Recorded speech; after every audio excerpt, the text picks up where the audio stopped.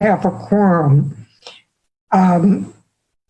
First, I would like to move to add to the agenda the Arch West closure to follow immediately after the minutes approval.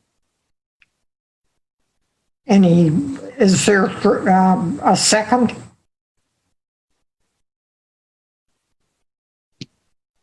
I second that. Any discussion? All in favor, say aye. Aye. Opposed? Opposed. The same.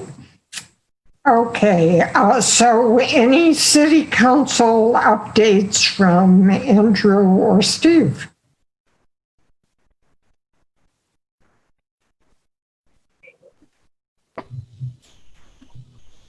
Andrew?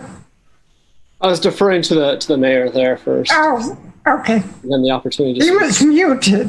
Okay, Steve, unmuted.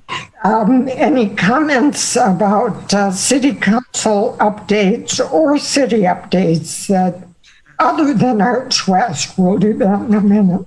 Certainly. I really don't have any arts updates at this point in time. I guess one update that's good to always get out in front of everybody is what people will be hearing about soon is the and it's a grant that went to HAPCAP. Council authorized it to go forward for rent and mortgage relief for people who can demonstrate impacts of COVID-19 on their ability to pay their rent or their mortgage if they are at risk of being evicted or having their mortgage foreclosed.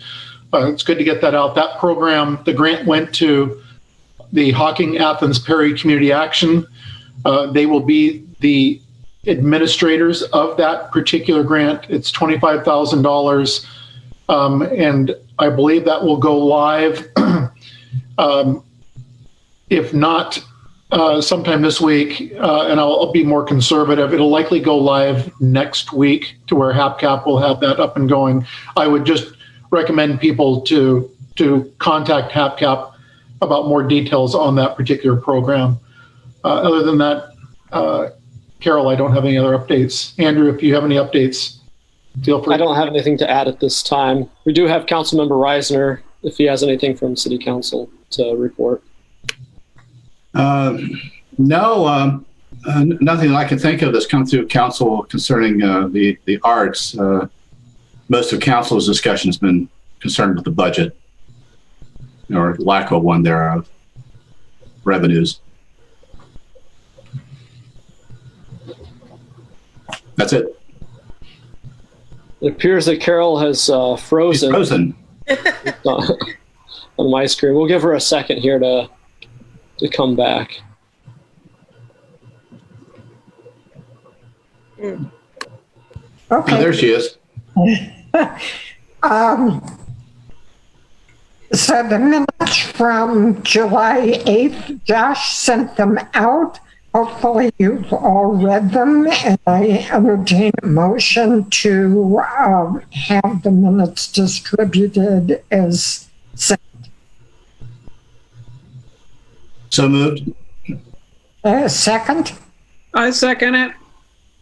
Okay, any discussion? All those in favor, say aye. Aye. Opposed, the same. Motion is carried.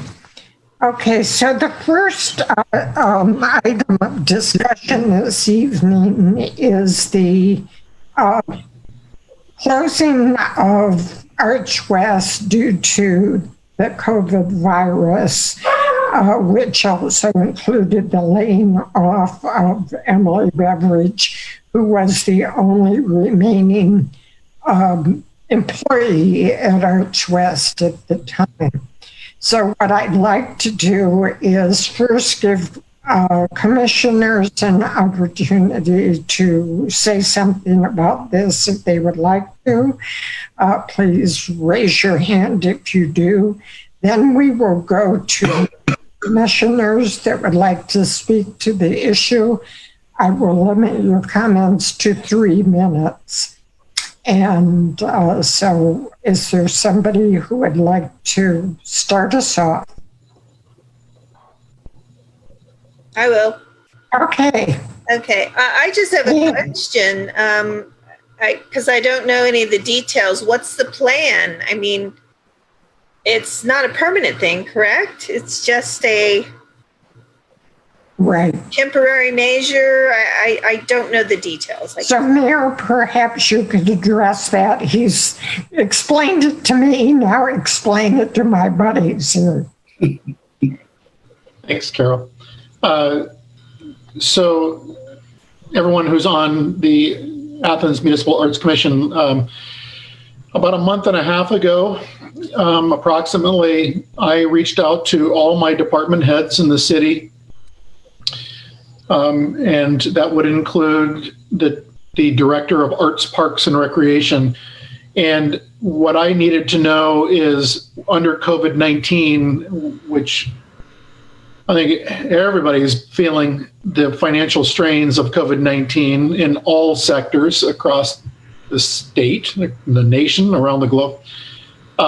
Anyway, and what I needed to know from them is 2 things. What are things looking like in terms of your budgets, in terms of, if you've got programming, your revenues coming in from water, sewer, you name it. Wanted to know what those revenues were looking like. And then also, our employees, do they have enough work for, 200 or 2,080 hours a year? In other words, is there work that they are engaged in 40 hours a week? And so that information started slowly trickling in to my office, to the acting service safety director, who is Tom Pyle right now. And we had been combing through and looking at that data very carefully over the course of, again, really it's been longer than a month and a half, because we've been tracking it just with looking at the annual or the monthly reports that come out of the auditor's office. And then it became very clear, and it was through the director of Arts, Parks, and Recreation, Terry Moore's, her opinion, her assessment of things, that there were 2 positions in the city under her department that there was not enough work to, fulfill 40 hours a week. One of them was the program specialist at Arts West. The other was a program specialist in the Athens City Community Center in the child care sector. So it was under the recommendation of Terry Moore that we go through the temporary layoff protocol. For Arts West unto itself, it will be closed for the remainder of the year up until January 4th. The temporary layoff was until January 4th. January 4th, as we move forward through COVID-19, that we're hoping that it will reopen. I'm hearing a lot of misinformation, hearing a lot of rumor out there, and I might as well just throw that out at this moment in time. I've heard everything from the city is permanently closing down Arts West, to the city is selling Arts West, to AMAC is in charge of closing down the Arts West, none of which is true. Nothing is more valuable to me when it comes to quality of life, other than having good clean water and having a running sewer system, than having arts in your community.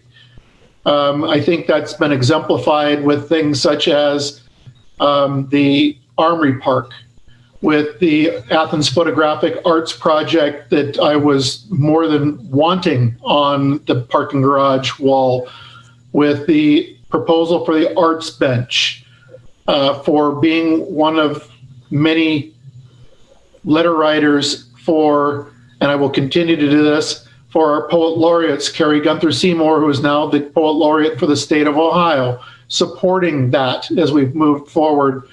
But at the end of the day, as difficult a decision as this has been, and know that it has been difficult, and it's likely not the end of having to make decisions like this when it comes to, positions in the citywide.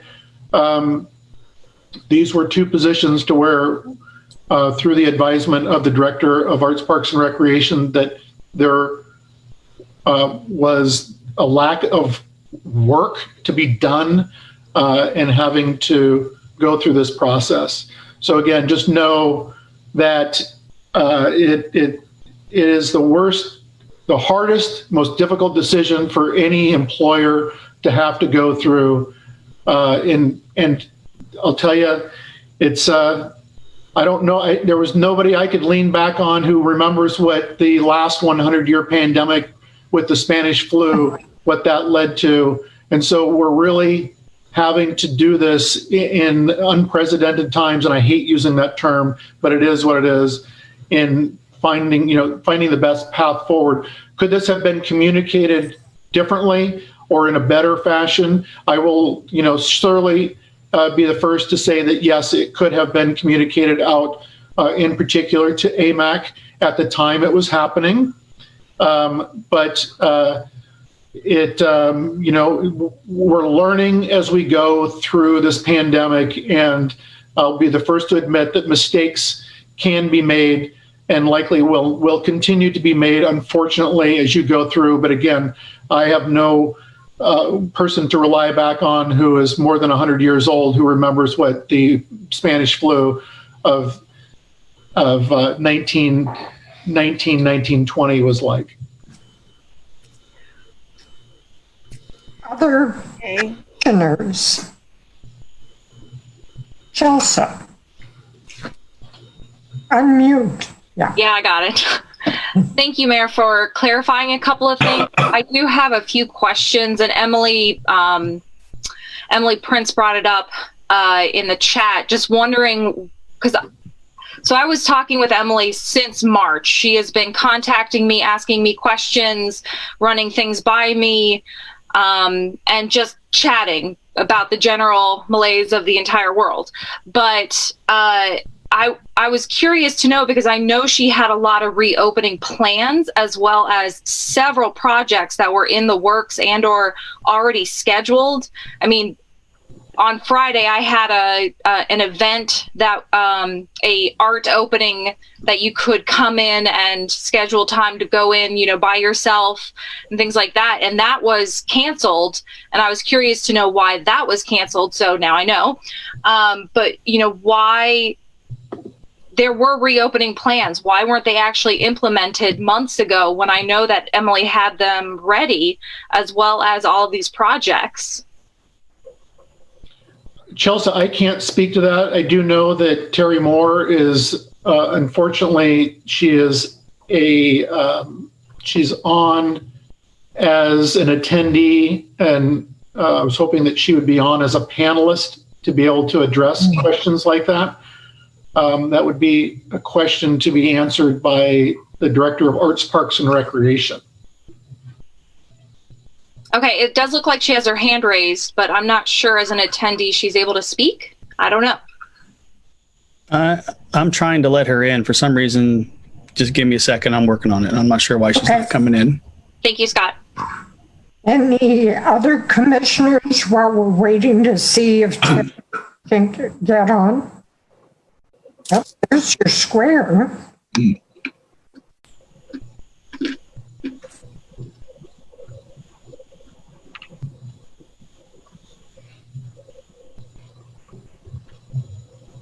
Well, okay, Carol. Yes. This is Terry. Can you hear me? I'm having some connection issues. Yes. And I think I was added as a panelist, so thank you for that. First, let me just say, just to reiterate the mayor's position and what he's already expressed, this was extremely difficult. I can't tell you how difficult it was. But with that, to address the question as far as reopening plan, I have been in contact with the health department weekly, if not sometimes 2 and 3 times a week, to be advised, get approval on the facilities and park amenities that we open. This started well before the pool closure, which was a difficult decision. And with that, we had thought about trying to open under the banquet guidelines and provisionally exploring that. I was advised and discouraged from opening the facility under those guidelines. Health department, especially with the recent spike, took a hard position on any activities that encourage gatherings for family type celebrations. That included our shelters and it included Arts West. The most recent conversation with the health department was, I want to say a week ago today, on that exact issue. The other challenge, and I want to explain this to the extent that I can, is the programming piece as presented was presented with staff that would be a cost of $28,000 with the potential, supplies were approximately $10,000 with the potential, and this was a program proposal that was presented for the fall. Overall cost for the program was $38,000 with the potential of revenue of roughly $50,000, give or take a few thousand on the top side of that. That was not feasible to do. One, we didn't have it in the budget, and we didn't have staffing. The cost for staffing exceeded what we could afford to do. The other challenge with that, we had just opened, we opened programming for summer camp, and we ran camp for just at 3 weeks with the intent of running it a full 5 weeks.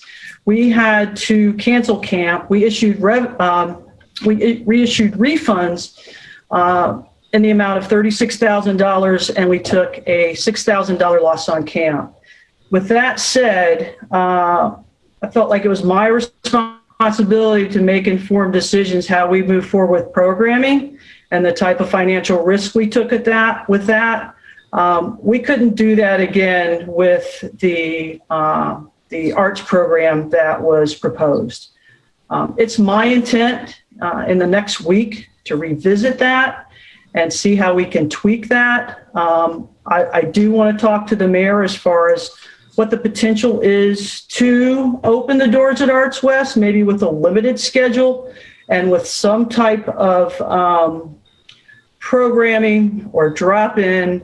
I know Emily Prince, she's had questions around creating hotspots for kids.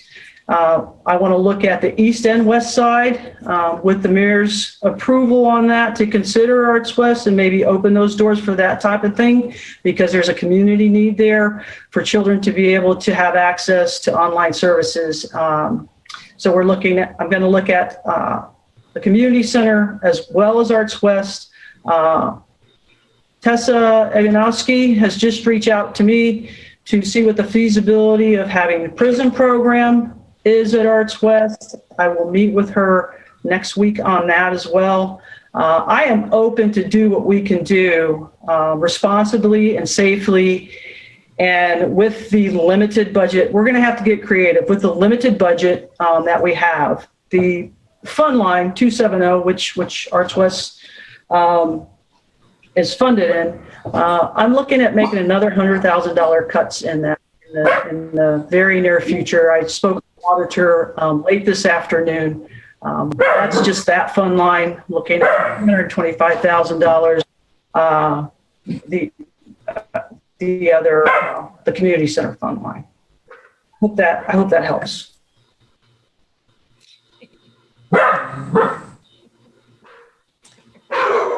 Hey, any other commissioners wish to add comments? Sorry about the dog. That's me. The dog has an opinion, I guess. I guess he does. Okay, if we don't have other commissioners, Wendy has something. Wendy's not a commissioner. I'm not a commissioner, though. That's why I'm sort of I feel I'm in an odd position here, so I will wait. No. I appreciate your attendance. Wendy McVicker, our poet, does have comments, and I'll try to close the door on that dog. Yeah, your dog is talking to my dog. I love Zoom. Can I ask something real quick? Kind of as a follow-up, because it sounds like now the wheels are turning to figure out how to, reopen Arts West sooner than January, with a bunch of ideas that are coming in. Was this decision to temporarily lay off both of those program specialist positions, were those brought to any advisory committee? Was the rec advisory committee notified? We weren't notified. Was there any, discussion on ways to, bring people together to figure out how to, keep those people going and getting more programming in? Terry? I can take that. Yeah, sure. So as far as the wheels turning to Open Arts West, my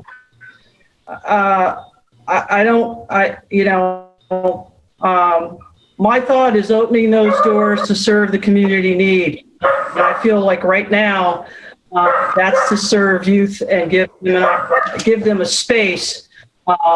If we can offer that art element, I want to do that too. But I think what I'm hearing from the community is that we need hotspots for families to be able to go to have those online services for learning. The art element, my thought with that is if we can add an art element, great. But really that learning opportunity, a healthy snack, to the extent that we can do that. But as far as opening the doors, I just got an email from Tessa. I'm willing to entertain that. We shut the doors on March 16th. That's been 5 months. And as we move through this, our program specialists worked remotely, as did I. When we were called back, we convened to talk through and look at programming options. Our focus was on trying to open camp, and we brought the program specialists from Arts West in to serve a need there and offer an art element at our camp.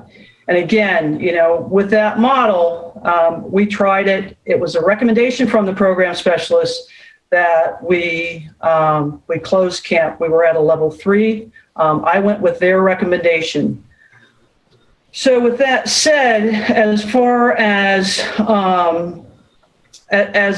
other programming, I can tell you that I don't know what that looks like for Arts West.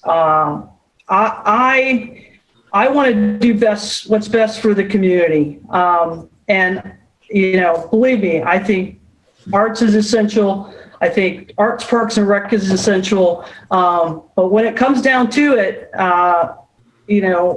Arts, Parks, and Recreation has never been recognized as an essential services. As much as it contributes to quality of life, water, sewer, fire services, police services, and that's just the reality of it. But I'm going to do whatever I can to entertain the possibility of opening the doors at Arts West. even if it's limited hours, to offer something on the west side of the community. That's going to entail getting creative and pulling in partnerships. As far as staffing, the staffing model that was presented, I know we can't do that. I guess my other, thank you for that. But my other question and my other concern is that there was, to my knowledge, I could totally be wrong, nobody besides Terry, and I'm assuming the mayor, and a handful of other people within the city were notified that this is a possibility. There wasn't any advisory council that was, that this was discussed with, whether it be the rec and the AMAC, obviously. So that's one of my other concerns is that, we are the, public, we're public administration. We are supposed to be talking to the public about all of the decisions. And so I'm just wondering, was there any, talk about this, city council, rec advisory, things like that, so that way those people could, put their input in as well. And also, as Sherry said, was the finance and the personnel committee notified as well. So I'm trying to get all of the pieces together. Okay, what I'd like to do is go back to Steve because I believe he had to leave. So for your final comments, then we'll pick up Jeff if he has a comment, and Wendy. Okay, Steve. Thanks, Carol. Chelsea, ultimately decisions like this fall under the purview of administration. Council's role is lawmaking and monitoring budget. Much like the law director's office, their role from city government is to weigh the law and being the judicial branch. Again, weighing through everything that we are experiencing under COVID-19 and being advised by my directors, of which I have many of them, and I'm getting advisement from all of them in terms of what their budgets are looking like or what their labor forces, work fulfillment looks like at this point in time. Ultimately that decision falls squarely on my shoulders as I move forward with this. This isn't an excuse. This is a reality that we are seeing, $100,000 in May. We saw it again in June. We'll likely see it for the month of September in terms of water revenue. Are we having to look at positions or other ways to move forward with a proprietary fund line that comes from everybody's water bills? Absolutely. Is that something where I will engage with the public and say, public, what do you think about the fact that I might have to lay someone off in this area? It's unfortunately or fortunately, it is the role of the mayor that this is what I took on as my responsibility in terms of serving the public and serving the lead role as the chief administrator for the city. Again, should information have been flowing through an advisory council, which AMAC is that, you advise me on things. I, in turn, do not turn to AMAC for advisement on things. That's just the way the information flow goes. That's the way things are structurally. Are there lessons to be learned? Absolutely. No doubt about that as we move forward in time. And we will certainly, I will certainly, look at information flow, to my advisory councils. I will certainly work with my board or my directors of my different departments who may have attached to them advisory councils. Arts, Parks, and Rec Advisory Board is another example of that, or others. I can go on and on. Sure. But at the end of the day, the ultimate decision-making falls squarely on my shoulders. Thank you very much for clarifying that. I do appreciate that.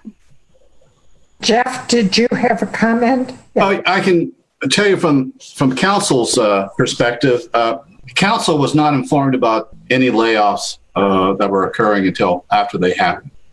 And there's no reason for the mayor or the law director or the city service safety director to come to council and say, hey, this is what we plan to do. I mean, council set up a budget last year. This is the funding lines. And of course, those, excuse me, those budgets were based upon projections that the auditor thought were good back in November and December of last year, before the coronavirus hit the states, and really it got going in February. So the crisis begins really for us in February. That's when we start knowing that, boy, this looks really bad.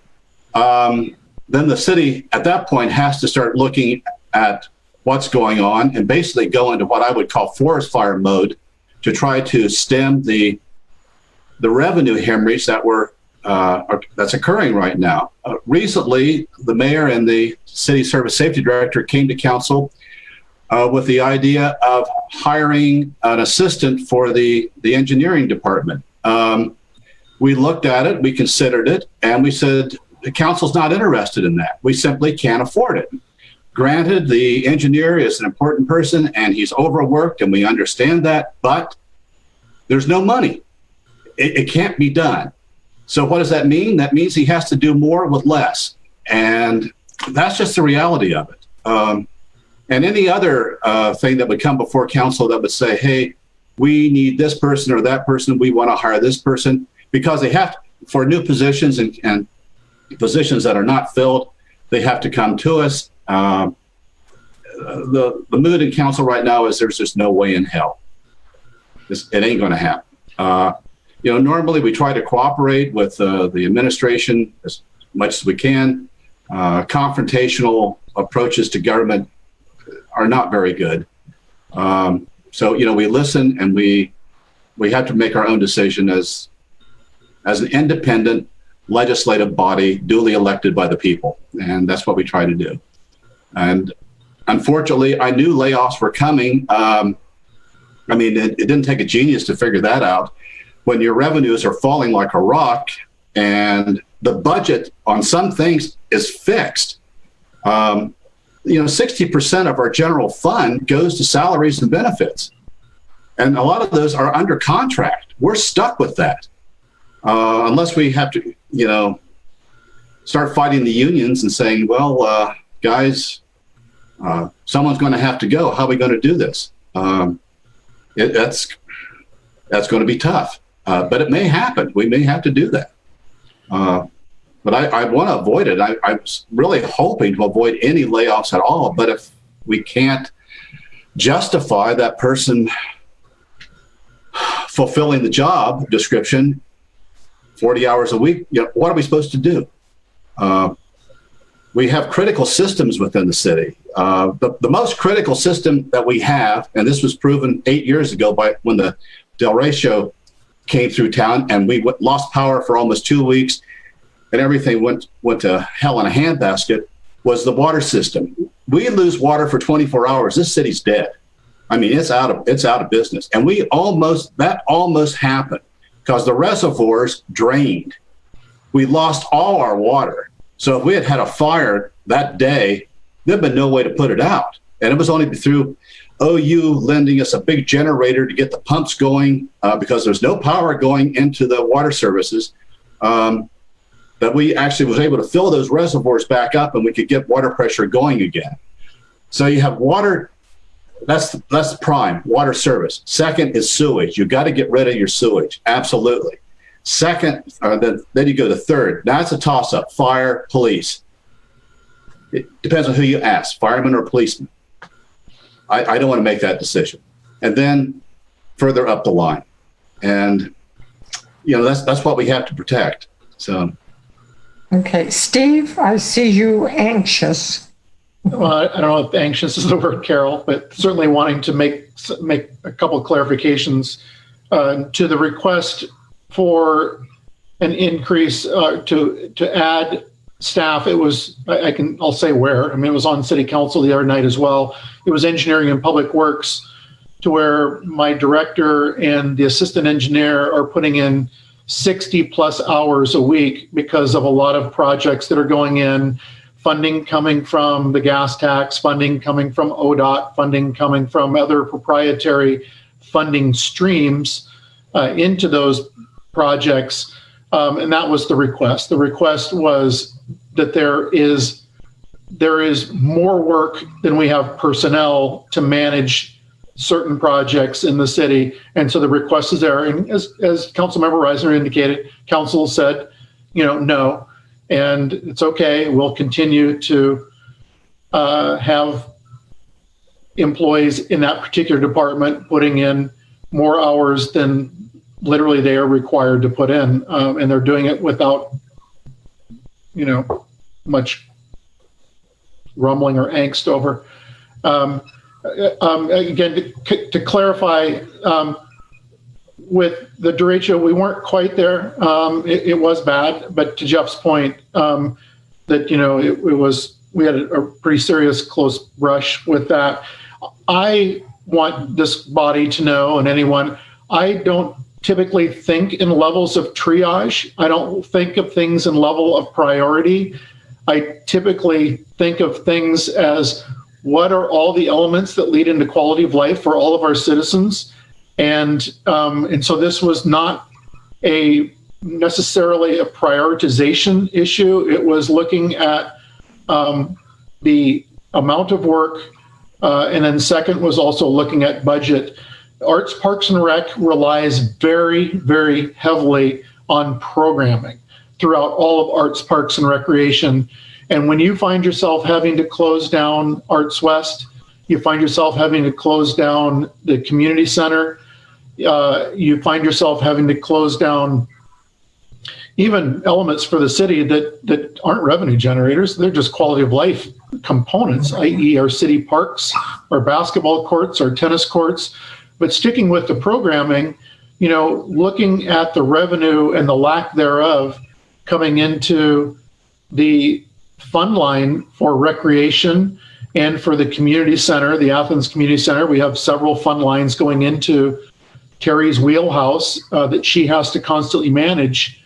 And you look at the impact that we have seen, not just from the swimming pool, although that was probably one of our more significant, because with family passes and things of that nature, that is one of the stronger elements that feeds into Terry's budget every year, is having that going. Especially the hardest decision for Arts, Parks, and Rec that I have had to make is to make that call that from a safety standpoint, we cannot open up the pool. While I'm looking around me and other municipalities are going, whoo-hoo, we're going to go ahead and open up the pool anyway. And it's like, that just doesn't fit within a pandemic. Nor does it fit within a city pool that has 6 water features, and having to take what would in a non-COVID-19 year and double, almost triple the staffing just to sanitize, to watch for social distancing, and then watch for the safety of those in the pool. It wasn't in the cards, unfortunately, for the city of Athens.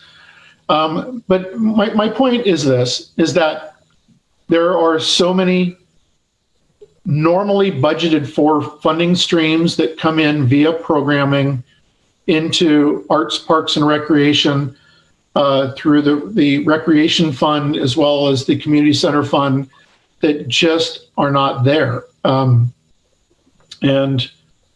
with the loss, one of the big things we were really hoping for this year, which we had worked very hard with the Athens City School District Superintendent Tom Gibbs, was knowing that both East and West were together at West Elementary, was saying we saw a golden opportunity for after-school programming at Arts West. When the Athens City School District knew that they had to change gears. And again, I believe that Tom Gibbs made the right decision, is to end up in the school board to stay online for 9 weeks, and then they'll reevaluate. That potential funding stream all of a sudden just evaporated like ether. That was gone because there were no students to go to that after school programming, even if we could do that responsibly with social distancing. We were anticipating that, and that clearly did not happen. So, Okay. the long answer to your comments and your questions, and to Jeff Reisner's points as well. And Wendy has been very patient, so Wendy Vicker, let's unmute you and hear what you have to say. Thank you.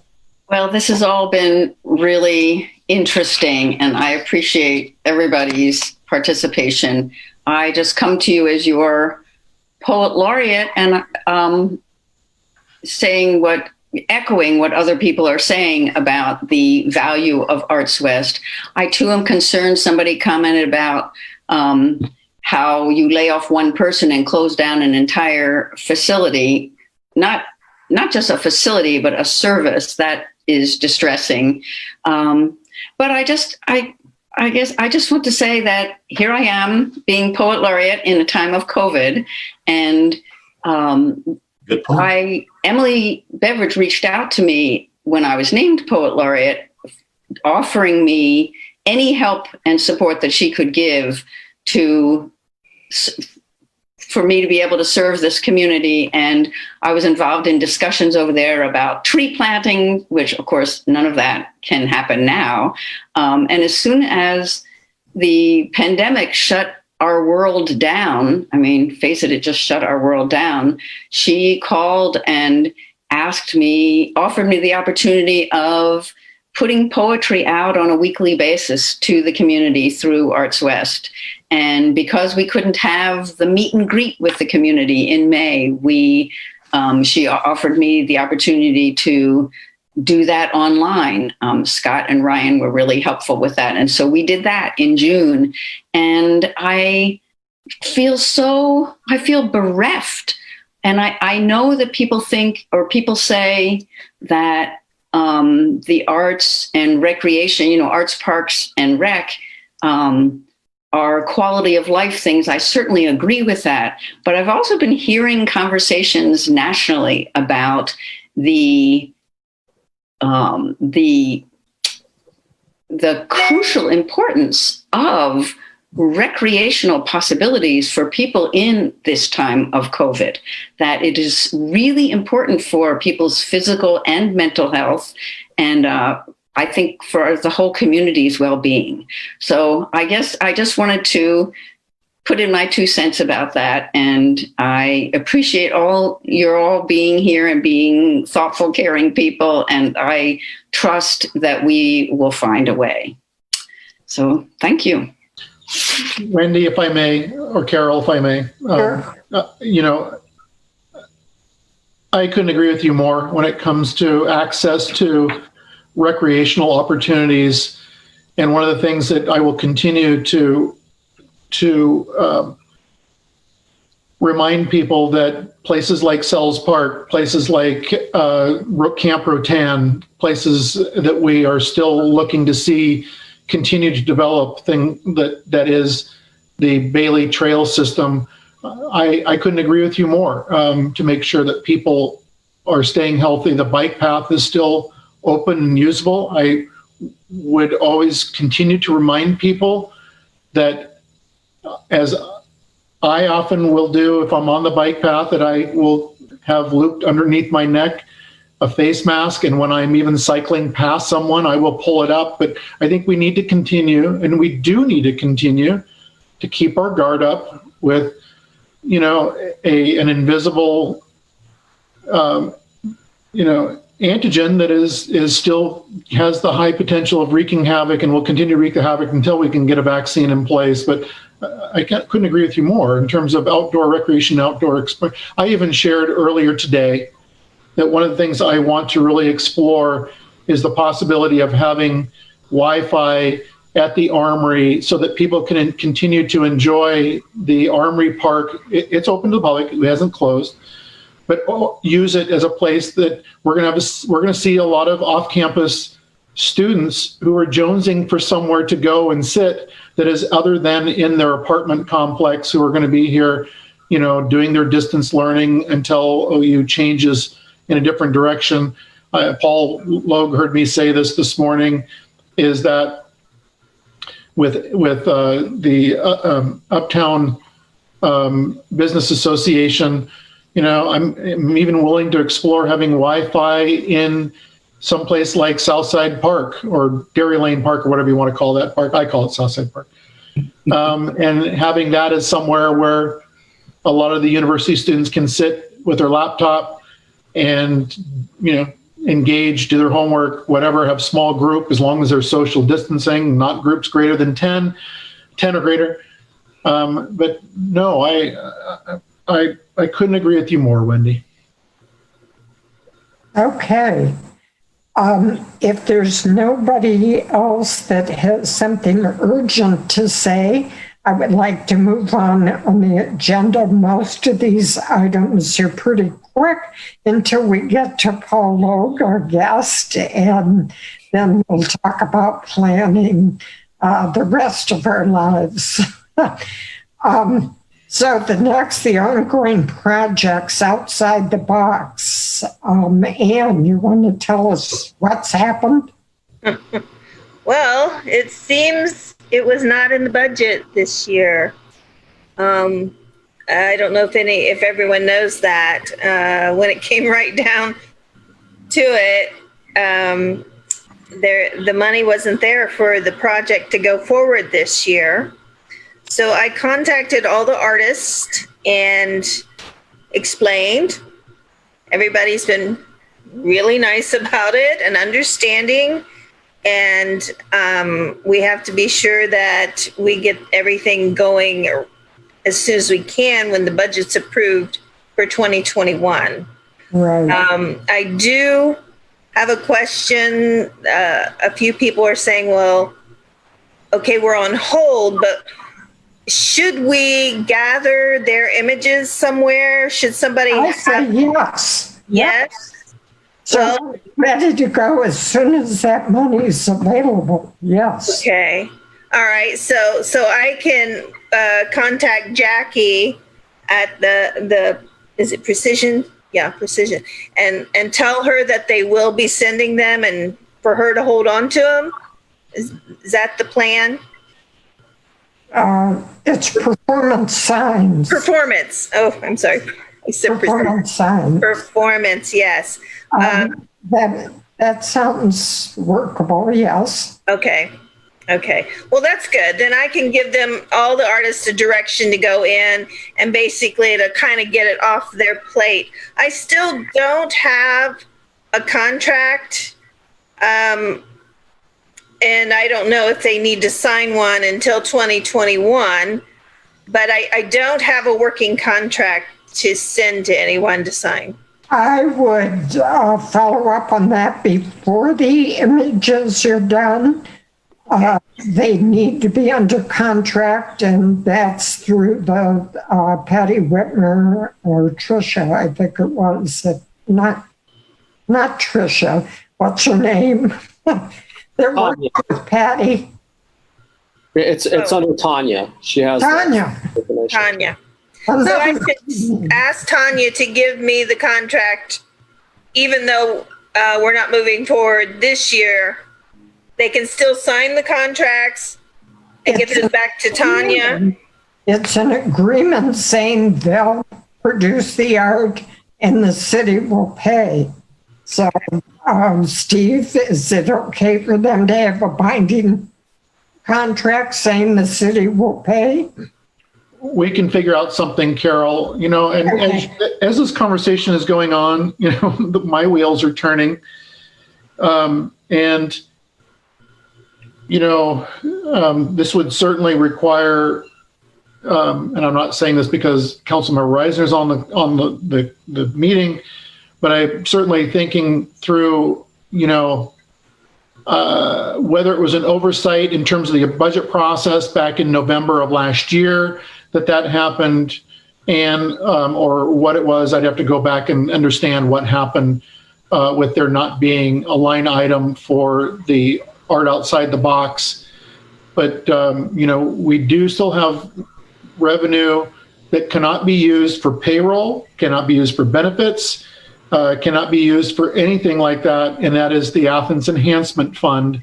And see if there is the possibility, if nothing else, maybe seeing if council would be willing to appropriate half of what was to be this year's budget and get half of those done, and then budget for next year. It's certainly worth exploring, but I would have to explore it with council to see what their appetite is. And again, I can't stress this enough, other than the Athens enhancement funding cannot be used for anything but enhancements in the city. It cannot be used for salary, for benefits, for anything along those lines. It's very specific as to what that money can actually be used for. I believe we have used that money for art outside the box in the past. We've certainly used it for other things, may have even used it for the match for the art bench on the Northwest Bike Path Spur, but don't hold me to that. I know we have used it for arts, and yeah. So let me do some brainstorming over that. Okay. Okay, thank you. Kelly, anything to add to that? No, not at this time. Anne's been pretty much dealing with this aspect of it. Okay. And so next item is the update of AMAC policies. Chelsea, how's that going?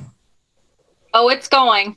I have about maybe 2 or 3 pages that I've, started a completely new document, just moving it over. So that way, all of the updates that we've been working on, as well as typos and things like that. Of course, this happened right when I started my uptick in a lot of work. So I'm hoping that I'll have a new draft by next meeting. And I want to say before I know we're going to move on, but there have been a lot of comments regarding the Arts West closure and layoffs and things like that we haven't really touched on. So I want to make sure that we get to some of the attendees so that they can have their 3 minutes of discussion before we leave. Are there attendees that haven't spoken? Yes, both Emily Prince, Sherry, and Brandon Thompson have been discussing things in the chat and bringing up a lot of good points. So I know we moved on from that, but this is something that I think, they should be able to voice their concerns as well. Scott, are there people waiting?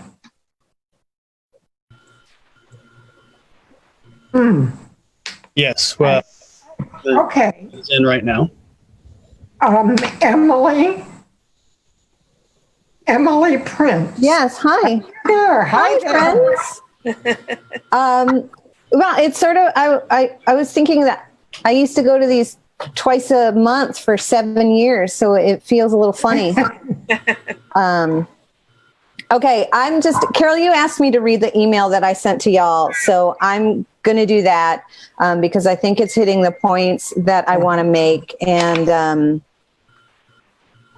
okay, I'm writing to, and sincerely, and thank you, Terry, if you're still on. I saw that you responded to my email. I appreciate it, and I will get in touch with you tomorrow. That's not an email. I'm writing to offer my assistance in advocating for the importance for the arts in Athens, and more specifically about my concerns over Emily Beveridge's layoff and the shuttering of Arts West. I understand it's temporary, but how can I help you? What kind of support do you need to truly make this layoff temporary and move forward with Emily's reopening plan and income generating programs that would at least make Arts West income neutral? I'll admit that my response to this is emotional, but that's the power of the arts. For 15 years, our community has benefited from a performing arts center that's for all of us. a place where high school students can write, produce, and perform their own musical, where choirs sing and children dance on the stage, where friends meet and learn, a space for the marginalized of our community, a place where you could stop by after school and see the PRISM students and after school program for LGBTQ plus students playing music, painting, reading, or just being. It's pretty incredible if you haven't seen it. Two of my current teaching artists at Stewart's Opera House are alums of the Athens Rock Camp for Girls and cut their teeth on the Arts West stage. At least monthly, children I knew through Arts West programming are now grown. They send me a link, invite, or video of their artistic accomplishments. One of my young Padawans, for those of you who don't know, those were my middle school interns, now an accomplished New York City actor, will be teaching for Stewart's virtual visiting artist program. The pandemic and state of emergency closed performance spaces. Arts West is a community resource that should be used safely and supported by the city.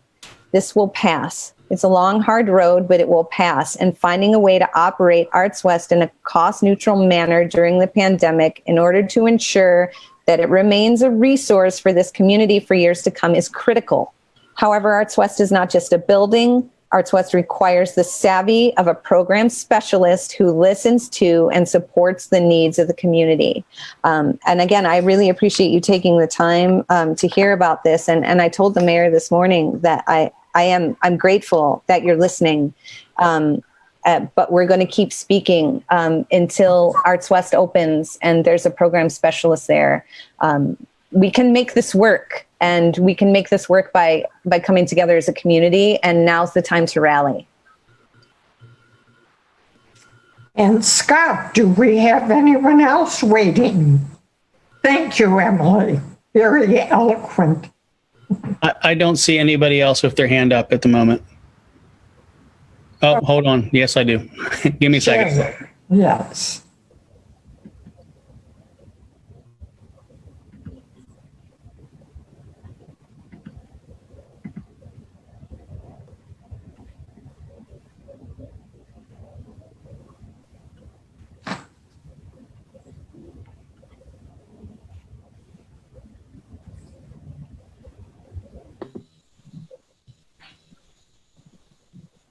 While we're waiting, I will just briefly tell you that the next item is just for me to tell you about the webinar today that was about arts commissions and what they do. It was Athens, Canton, Hamilton, and Toledo. I felt very humbled to be included in that group, and just heaps of thanks to Chelsea and Paul and Josh for their input, and Josh especially for helping me with the tech side of things and the slides. Thank you so much. It went very well. Thank you. Sherry. Hello, I'm Sherry Oliver.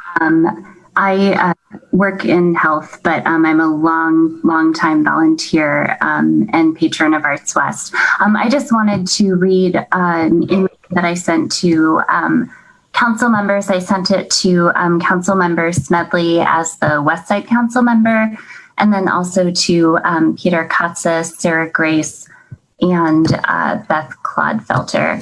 And some of my points were brought up in the chat, but I don't think I was actually sending them out to everyone. I was just sending them to panelists.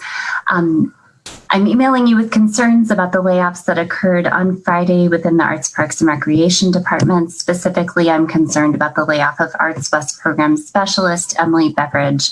As the only employee of Arts West, this effectively shuts down a community that is, or a facility that has served the greater Athens community and the west side of Athens for 15 years.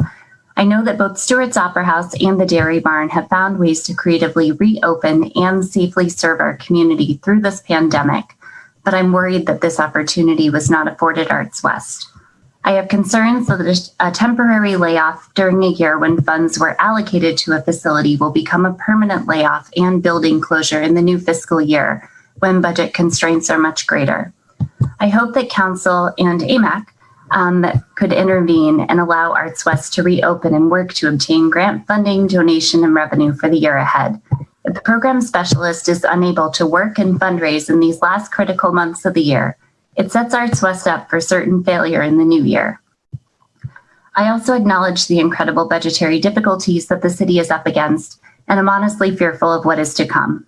But a city that abandons hope in a time of darkness is not one that is community-minded or forward-thinking.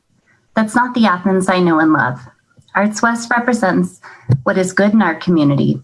Bob Winters and many others worked so hard to make Arts West a reality, and even during a difficult time, we should do everything we can to save it. Thank you. Thank you, Sherry. Scott, anyone else?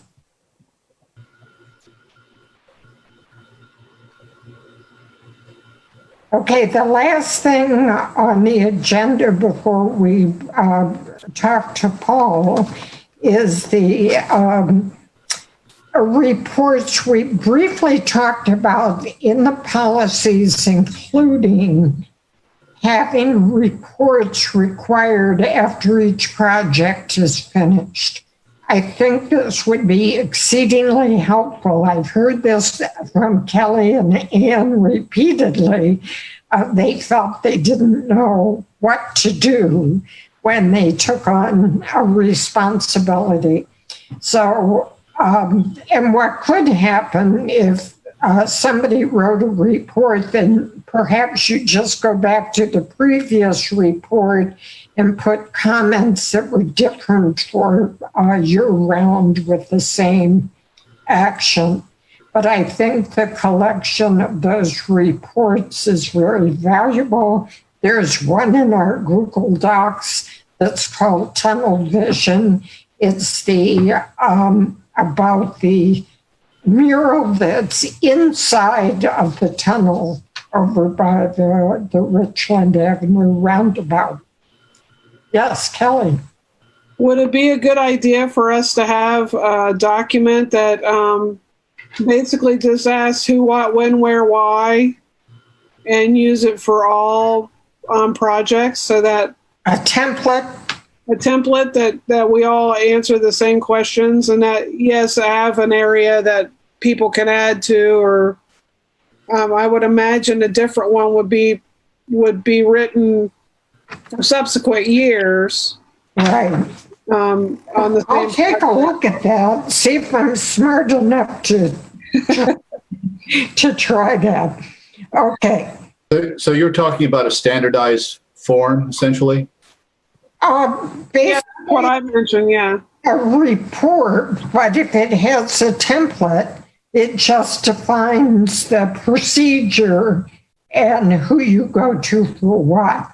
Now, it does change from time to time, and I understand that, but I think it would be very helpful to future AMACers. Yeah, and I agree. Just briefly, while I'm mentioning that, we have terms that are ending for Josh, Chelsea, Beth, and Carol before the end of the year. So those people might get back to me and tell me what their intentions are concerning remaining on the commission. I can make the magic happen. So thank you for that. At this time, I'd like to introduce our patient, Paul Logue, who is our city planner, who is our patron saint. And thank you for all of your help. It was wonderful to have the essence of Athens to model that webinar today. And to I went back and reread it twice and was just like, wow, this is such great material. So, Paul. Good evening, Carol. Good evening, AMAC and other distinguished AMAC committee meeting guests. Carol, did you say I'm a patron saint? Yes. Just to be clear? Saint Logue. Just to clarify, I would consider myself a patron of the arts, but I am by no means a saint, although I I do try to live a just and righteous life. Thank you, though, Carol. Carol, just so everybody on AMAC, I'm not sure how much Carol's given you a little bit of background, but it's been a while since I've touched base with AMAC, as most all of you know, and it's always good for me to check in with what's going on with AMAC and what kind of projects you're working on and what kind of things I'm working on. Carol and I had a conversation a couple weeks ago as she was preparing for the webinar that she presented at this afternoon. I believe that was today, Carol. Is that correct? It was. It's been so Carol was working on that, and I helped her out a little bit, and I know several other people did as well.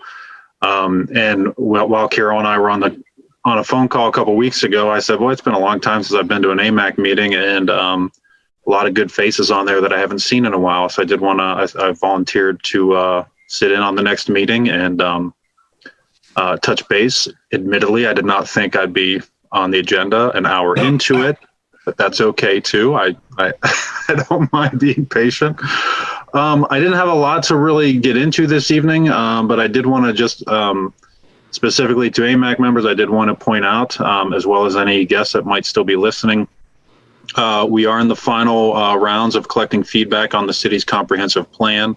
There is discussions in there about arts and history and culture. By all means, I would encourage anybody on AMAC or anybody that you're working with in the arts community, if they want to review any of the plan and provide feedback on anything at all, but in particular arts and culture or anything like that, by all means, please do so.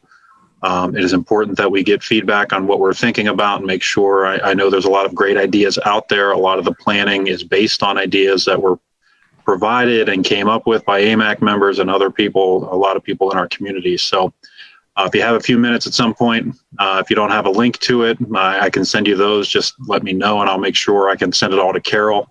We do have an online survey as well as a PDF version of the plan. It's just it's currently just in a text only form. We're not going to fill it out with all the maps and colors and pictures, et cetera, until we have the draft plan all wrapped up. And it looks like Chelsea just put it in the chat window there. Thank you, Chelsea. There's also a survey form I can make sure that everybody has a copy of. I'm planning to close the opportunity for feedback on the plan in that format the end of next week. However, we'll still be working on it for a little bit after that. So if comments come in after that, I'm not going to just shred them or dismiss them. By all means, if it's the comments have value, and we're going to try to incorporate that in. My goal, though, is to work with City Council and the Planning Commission to bring a final draft of the plan forward, asking for adoption in 2020. So we're getting towards last quarter of 2020 very soon. The other thing I noticed somebody mentioned in the comment plan and the comments for the previous discussion was a need for an update. And one of the things Carol and I talked about was a need for an update of either the Essence of Athens plan or possibly kind of a more detailed arts plan for the city. Either one of those are things I would love to get working on. However, I can just so that members of AMAC are aware. Until my next planning strategy with the comprehensive plan is once that is adopted, one of the things that is crucial, I believe, for the city to work on is getting our codes in line with that plan. And so that is the next tall order I'm going to start focusing on. So that includes the city's zoning code, our subdivision regulations, and those things are zoning code. Many people, if you've ever had to deal with it, it is confusing, it's old, it's frustrating, it's not dynamic, it doesn't meet, it's not getting us a city that we say that we want to have. And so I'll be looking through that zoning code and working with our planning commission and city council to making suggestions on how the zoning code can work better for us into the future. Once I have that project done, which I expect will take place through at least the middle of 2021, looking at arts planning is something I'd be open-minded to working on, provided that the city administration is also open-minded to that. But it does seem the Essence of Athens plan was completed, I think, in 2013 now, or 2014. So it is getting It is aging like the rest of us, but it's probably we're probably due to kind of do a refresher on our arts planning for the community. As well, we can, working with Arts, Parks, and Recreation on that, I think would be a very important part of that to try to see how all this fits in. As programming aspects of arts, Parks, and Recreation, Terry might have, I'm sure Terry has a lot of thoughts on that already, and AMAC would, but then also trying to figure out more of this, how do we get public art into our community? What does that mean? Which is a lot of the leadership that that AMAC has already taken on. So trying to just kind of clean that up a little bit and think about new ways we can deploy arts in our community. So that was a long stump speech there, Carol. If anybody has any questions or suggestions or anything to talk about, I'll shut up for a few minutes.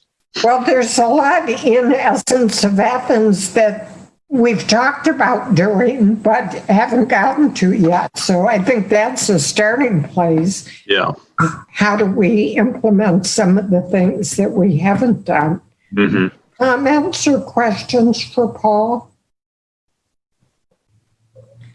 I love what it read in terms of the new plan. I think the neighborhood approach and identifying the neighborhoods with different characteristics is terrific and really lends itself to placemaking and artistic expression in each of those neighborhoods. And that's a lot of what was discussed on the webinar today. I was speaking with Toledo. That's like 100 of us or something. We were pretty tiny compared to the cities we were discussing with, but it was very helpful, very enlightening, and it will be available on YouTube. So I'll let you know how to access that whole webinar. Josh was there for part of it because he was pushing buttons for me. Paul, to back to the Essence of Athens quickly, and I know this isn't under the comprehensive plan, one of the things I think should be showcased in one way or another under the Essence of Athens is, as I drive around and notice so many people in our community who are paying a muralist to put murals on their own homes. I love that. I think that is such an example. Yes. Well, I have to jump off pretty quickly here because Keith Wild is coming over to look at the site of my next door neighbors, the Toms garage, which the Toms have given me the okay to have Keith put a mural on the side of the garage, which is great because I get to look at it every day. But that, I think, is something that we need to raise up as what is part of Athens, to where people are paying out of their own pockets to have murals put on their own homes, to where it becomes a wonderful expression of who we are as a community, that this is what we value. Questions, comments? I just wanted to, Carol, sorry.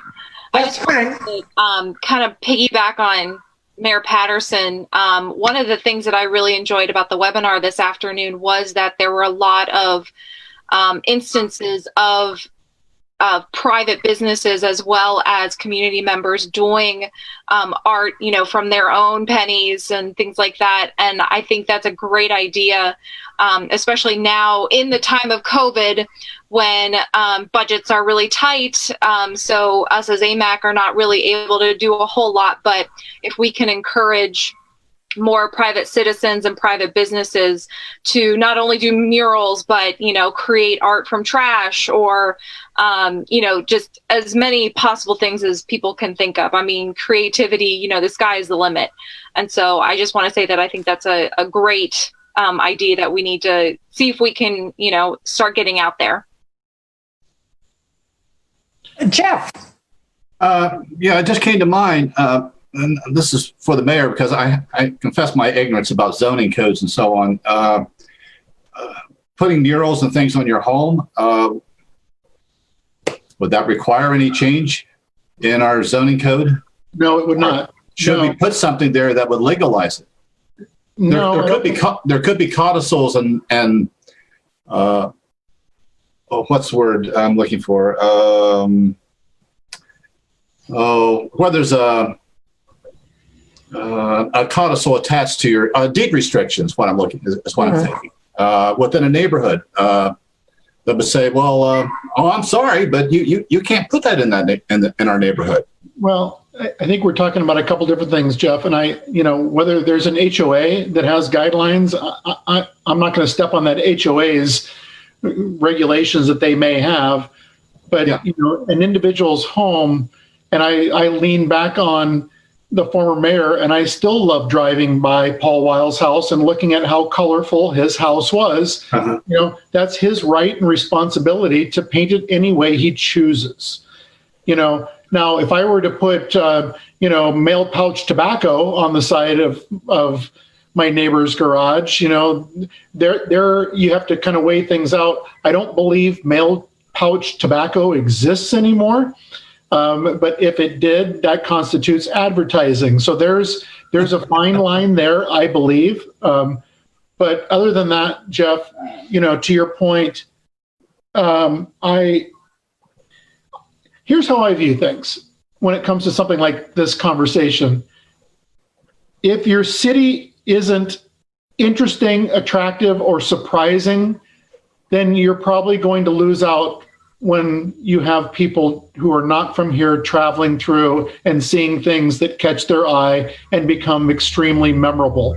When I drive down May Avenue and look up and see teacups dancing across the side of a house, I don't think, oh, is that celestial tea or is it some kind of tea? It's not advertising, it's just art, and I love it. And it literally causes me on a random day to drive back down May Avenue just so I can look at it again and enjoy it. That's a whole lot to say to answer your question, Jeff. No, I would leave code alone when it comes to people wanting to have murals put on their own property, because it's the expression of them and what they want to provide to the citizens who end up driving down, or visitors who come down their city streets. Anyone else want to comment to Paul or ask him questions? I do want to add that we shouldn't lose sight of and keep repeating to people that we have documented evidence that the arts are an economic driver, and it can be a source of great money as well as the enrichment of the quality of life in a community. And I heard a lot of that. Yes, those were bigger cities, but some of the things that they do, we could do. Anyone else for Paul? Carol, I had one more thing I'd like to add, okay, just sure. kind of based on some of the comments that have already been made. You mentioned creative placemaking, and the draft comprehensive plan specifically recommends that we try to replicate the concept of what was done with Armory Park and try to have some sort of a small creative space within each neighborhood. We've got some available land here and there. There's not too much of it, but if to have those type of places, a small public space within neighborhoods where community members can walk to and access easily without getting in their car and going to College Green or East State Street Park or West State Street Park, something like that. To have those little things within a neighborhood can be a really great additional anchor for the neighborhood. and having that sense of place and that sense of just something different to have there, which is, and I think Armory Park is a great example of what can happen when you get a lot of diverse people from within the community to come together and put together an interesting plan and a project and really build a new asset, which is what was done with Armory Park for Uptown Athens. So we already have a good template of how we can do it. Sometimes it's just saying, where can we do it? But trying to put things together like that, and Armory Park was on a small budget in relative terms, if I'm not mistaken. Right. Patterson Well, because it was paid for largely by the university. Steve? Yeah. Steve? Even including that, I think it was a small budget there, Carol. Okay. But you're right. There's a few grants. I think they got a grant from Lowe's. The city provided a lot of staff. We had a few of our city employees that participated in that. Mayor Patterson built some stuff for it. But then there was a small honorarium to the artist who created the mural. And then it was really just volunteers who pitched in, if I'm not mistaken. Right. I referred to it in the webinar as a mob of volunteers got the job done. Yeah. It's true. It's totally true. Yeah. A lot of credit given to Dane Koger and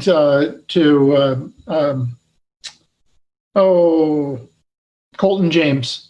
They did all of the landscaping in there, and someone just this morning commented about how beautiful the landscaping looks in that area, and it's really kind of taking off as a really special place. Unfortunately, I have to jump off. I apologize, but I believe great discussion, and I will always continue to stay engaged. So please reach out to me. Will do. Thank you for being with us. Jeff, did you have a comment? Yes. No, just that I agree with everything I've been hearing here. I think Paul has raised some good points, and I think we ought to proceed. Absolutely.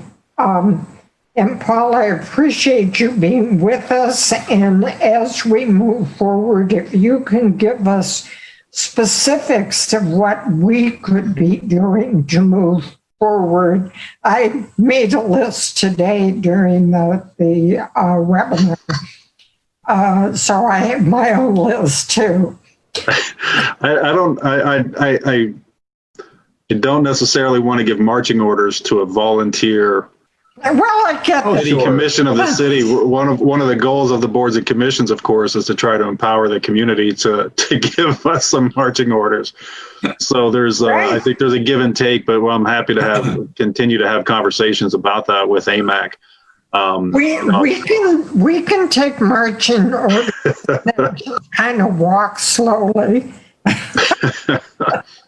I guess I would suggest if you're looking through the Essence of Athens or thinking about public arts planning for the city, some of the things that are already recommended, it's almost more of saying, well, what does AMAC want to work on?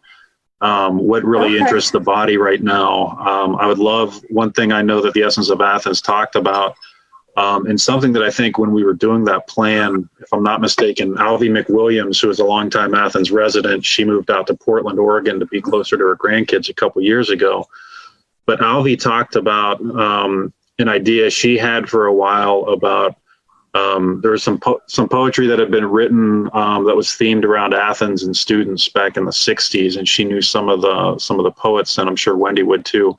But how to having actual poetry on the sidewalk that was built into somewhere, and that was before we had a poet laureate program. And so I thought about what Alvy was thinking about back then, and knowing some of the fantastic poetry that our 3 poet laureates, maybe Wendy might be our 4th, our 3 poet laureates have created, and how can we utilize some of that poetry to actually, how can we leverage some of their creativity and their art to bring that into the public realm? I still think that would be a really great one for us to figure out how to do. whether it's a few lines or a stanza for several different sidewalk steps as you're moving down Court Street or somewhere else in the community, whether it's on a pathway on the bike path or at the community center or somewhere else in town. A lot of those different ideas. I'm sure Wendy would have great ideas with how we can better showcase some of her poetry too. So. And it was mentioned today that there is one city in Ohio that has the art on the boxes, and they have a button you can push to hear a child read a poem. Oh. Oh, huh. How cool. That's cool. I like that idea. Yes. So I have two quick announcements, then we're out of here. I've had 2 calls in the last couple of days. It's been an AMAC week for me. One was a mural selection or a mural suggestion. I will call the person and talk to them a bit more about what they're thinking of and invite him to come to our next meeting. And I also had a communication to an art cleaner, a person that goes around and takes care of artwork. And she's moving to Athens, and she wants to know if that's something that we've talked about. And actually, we've talked very little about cleaning our artwork and taking care of it. So I thought it was something worthy of us looking at. So if there is nothing more to come before the group, do I have a motion to adjourn? So moved. Second? A second. That's all you need. Bye. Thank you. Bye. Bye, everybody. Great night. Good evening.